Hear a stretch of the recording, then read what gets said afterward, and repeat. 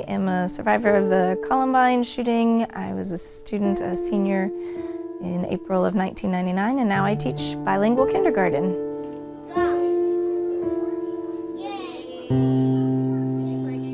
I was at lunch and there was loud noise in the cafeteria and we didn't really know what was going on. I went under the tables with most of the students because we heard yelling and get down. Something happened, somebody said something, or we knew that there were guns, and so a lot of students ran outside and I ran upstairs and went into one of the first rooms that was there, just was trying to get away from noise and shooting that was happening.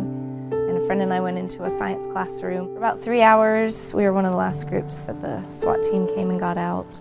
Had a fire alarm going off for most of the time over sounds of bombs and guns that went on for a while. There were students in the room who thought maybe they were going to die, and they were writing letters home to their parents, and I just was thinking, I don't think I can do that right now. My parents know I love them, so I played games with a friend. The worst fear I had was when we finally got to leave the room, because the SWAT team came in and did their job and were informing us there could be people hiding up in the ceiling and you have to cover your heads and run down the hall. And so that part was when I felt the most panicky. But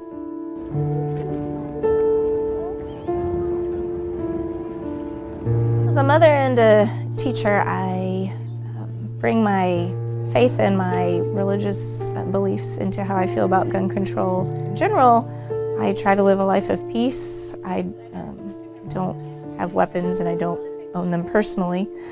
So I think that the more we can be aware of safety with guns would be useful for people.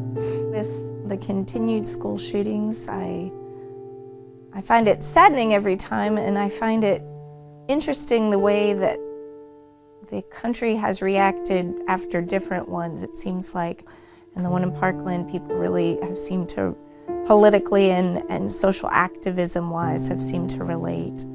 I think the conversation about teachers being armed is not a new one. I just think it's gotten more recognition recently.